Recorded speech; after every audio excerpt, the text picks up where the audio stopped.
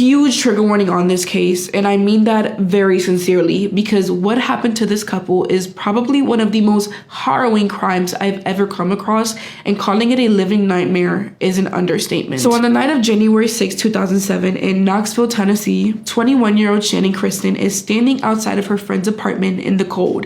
Her arms are probably crossed, she's checking her phone, doing that thing you do when somebody you like is running late and you can't decide if you're annoyed or just impatient. She's waiting on her boyfriend Christopher Newsom, a 23-year-old guy that people genuinely describe as kind. And this night, Christopher is running late. And when his car finally pulls into the lot, Shannon is standing there with that face, you know the face, and Christopher probably doesn't even try to explain himself. He just gets out of the car and pulls her in for a nice warm hug.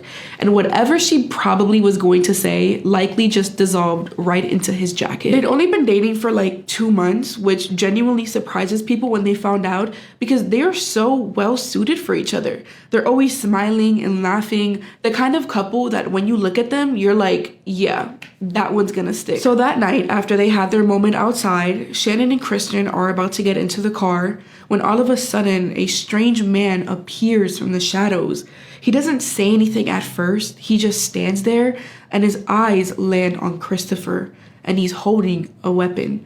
And Christopher, who has probably never had a weapon pointed at him before, goes completely still. His brain is trying to catch up with what his eyes are seeing, trying to make sense of the situation, and then 2 more men push out from the shadows with weapons drawn, pointing at not only him, but also Shannon. And within a blink of an eye, the 3 men lash onto Chris and Shannon and shove them into the back of their SUV. They pull out ropes and bound their hands behind their back, and all of a sudden, Christopher and Shannon notice something gets pulled over their eyes, and the world goes black, just like that. I want you to sit with that for a second, because I think the speed of it is what makes this so harrowing. There was no moment where Shannon or Christopher could have done anything differently. They were in a parking lot, they were gonna go to dinner, and then all of a sudden, they weren't. As Christopher and Shannon lay in the back of that SUV, they begin to feel the car pull out of the parking lot. They can feel the engine, the turns, the road underneath them, but they can't see anything, can't speak to each other without risking making it worse. For 15 minutes, they ride like that, with their hands bound, eyes blackened, side by side in the back of Shannon's own car, trying to hold themselves together. And then the car stops. The 3 men, Lamarcus Davidson, who'd barely been out of prison 6 months, his brother Latalvis Cobbins, and their friend Eric Boyd, climb out, open the back doors of the car, and drag Shannon and Christopher out into the cold and inside this dingy-looking house. 2 more disgusting wastes of lives welcome them inside. Latarius' girlfriend, Vanessa Coleman, and their other friend, George Thomas. So now there's 5 people in total. Lamarcus drags Christopher into a separate room, away from Shannon, not knowing that they will never see each other again. When Lamarcus closes the door behind Christopher, that was the beginning of unimaginable torture for him. I'm not going to walk you through it completely out of respect for him and for his family, but I won't water it down either. Christopher, still blindfolded and bound, is stripped down in the most intrusive way possible. And with no warning, Lamarcus forcibly shoved his own socks into his mouth as a way to gag him, to silence him. And then he's assaulted in such a brutal form that Shannon, who's being kept in a whole other room, can hear his screams of pain. She can hear everything happening to him, but she cannot help him. And the sounds piercing through the walls told her everything she needed to know about how much danger they were both in. At some point after all of this, still bound, still blindfolded, still barefoot, they drag Christopher out of the house. And I need you to think about that for a second, because his body is already in tremendous amounts of pain after what he just endured. He cannot see, he cannot run, he can't fight back. He is completely, entirely at their mercy. And in this case, they don't have none. They drag Christopher through the mud in pure darkness, with nothing but a few streetlights illuminating the area. And he has a dog leash wrapped around his neck, wearing nothing but a t-shirt. They take him to this railroad track, maybe a quarter mile from the house, and force him to kneel down on the ground. And if you've never stood on a railway, the ground isn't made up of dirt or grass, it's rock. Sharp, edged, uneven rock, the kind of surface that bites into your skin immediately. That's what his bare knees are pressing into. One of the men raises a weapon and fires it into his shoulder, and then one more in his back. And both shots, while absolutely devastating, are not immediately fatal, which I don't think was an accident. They wanted him to feel it. They wanted the time between the first shot and the last one to exist. And so it did. Their goal was to make him suffer. No, what's worse than suffering? They wanted him in agony, probably laughing at his pain. Then when they feel like they've had enough, one of the men, most likely LaMarcus, lifted their weapon, aimed it right at his right ear, and shot. At 23 years old, with a whole future of family, career, and love ahead of him, Christopher Newsom's life was taken. They wrapped his body in a comforter from the house, soaked it in gasoline, and set it on fire, trying to burn away whatever evidence was left of what they'd done to him. And then LaMarcus, Eric, and Latalvis walk back to the house, very excited because to them, they've still got one more puppet to play with. Ugh, I just hate the way that they discarded their lives like that. Like, it just disgusts me. Back at the house, Shannon has no idea that her boyfriend was just ended. She's still in the same bedroom, still in whatever headspace you're in when you're trying to survive something like this. And Vanessa Coleman is the only other person in the room with her. And I think about that a lot because Vanessa had an option to be a good person and realized that this is wrong. She could have helped Shannon escape with her life. She could have opened the door and let her leave. She could have used the phone to call police. But instead, she chose to sit there and let everything that's about to happen, and I fully blame her for that. When these vile clumps of cells got back to the house, they started taking turns beating and assaulting Shannon repeatedly over and over again for hours.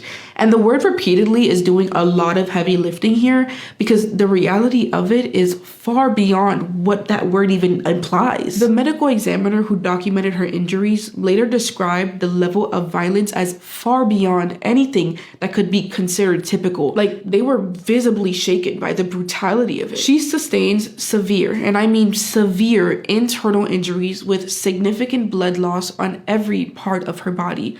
And through it all, she was conscious. She was completely awake with no way of telling what is going to happen next because she was still blindfolded and still bounded in a way that was quite literally designed to leave her with no defense. And then when they felt pleased with everything they've done to her, oh, this makes me sick to my stomach. They pour bleach all over her, directly onto her body, into her wounds, into her mouth, and they start scrubbing. Like, oh my God, I can't. This is all while she is still feeling every single second of it.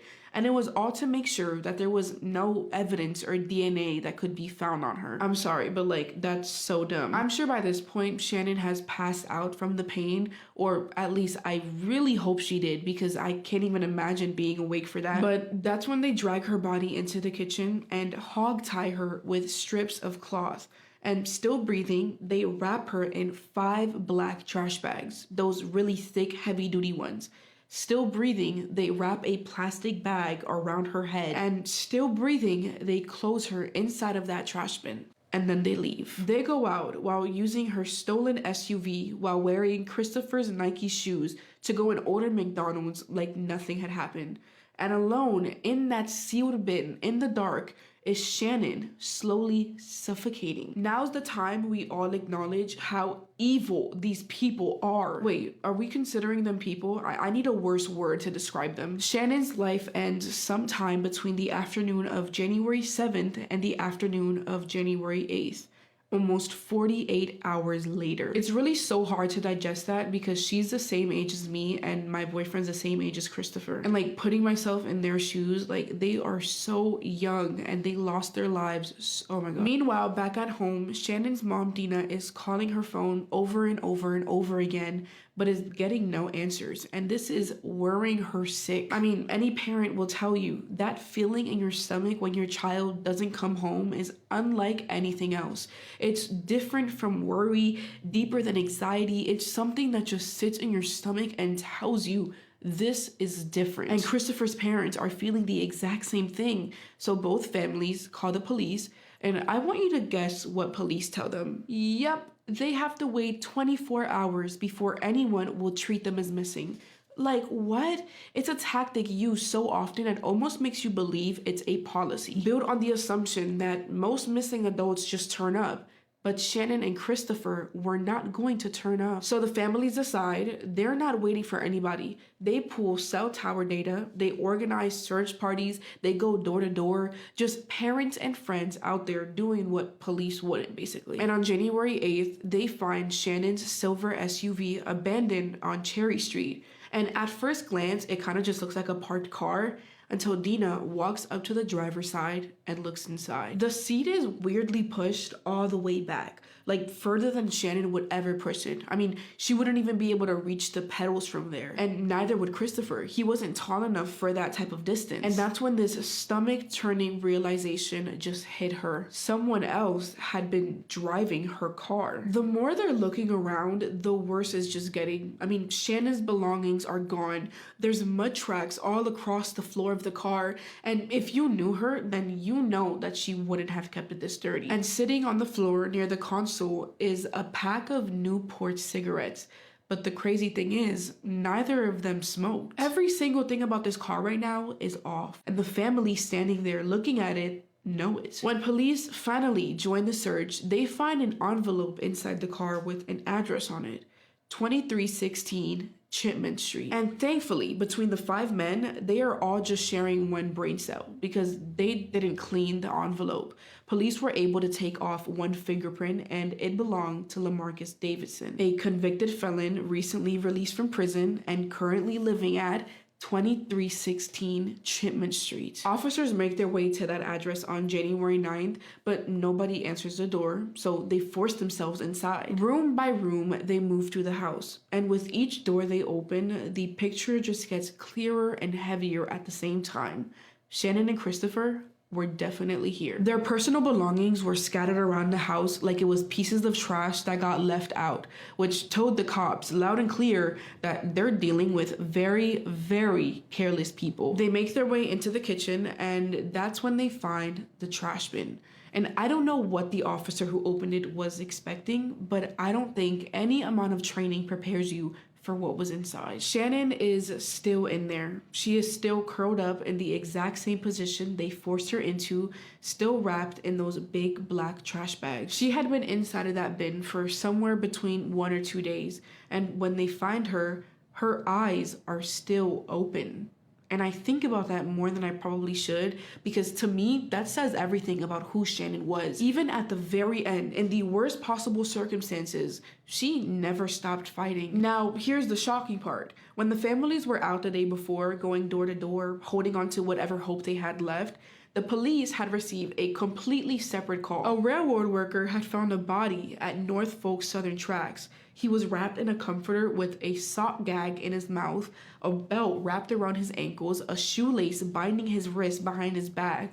But because he had been so badly burned, nobody knew who he was. Yet, it wasn't until officers stepped inside of that house on Chipman Street 2 days later that everything connected in the worst way possible. And suddenly, that unidentified man on the railroad tracks had an identity. He had a name. He was Christopher Newsom, and he had been lying out there the whole time while his family was driving around the city looking for him. When his mom Mary found out that her son had been found, policemen quite literally warned her not to see her son's remains. It was too severe, too brutal. But she looked at every single one of them in the face and walked in anyways, wrapping her arms around her son's body bag, holding him just one last time. And Shannon's family, when they heard the news, I just know they were absolutely devastated. The investigation moves really fast after that. Eric Boyd, who pointed police towards LaMarcus, thinking that cooperation would walk him out clean, got 18 years. LaTavis Cobbins, who took the stand and had the audacity to claim that Shannon consented to what happened to her, received life without the possibility of parole. George Thomas, who swore he never touched them, he never touched anyone, was convicted on all 38 counts, life without parole. Vanessa Coleman, the woman who sat in the same bedroom with Shannon and did nothing, received 53 years. And LaMarcus Davidson, the man who started all of it, who orchestrated every single thing that happened in that house,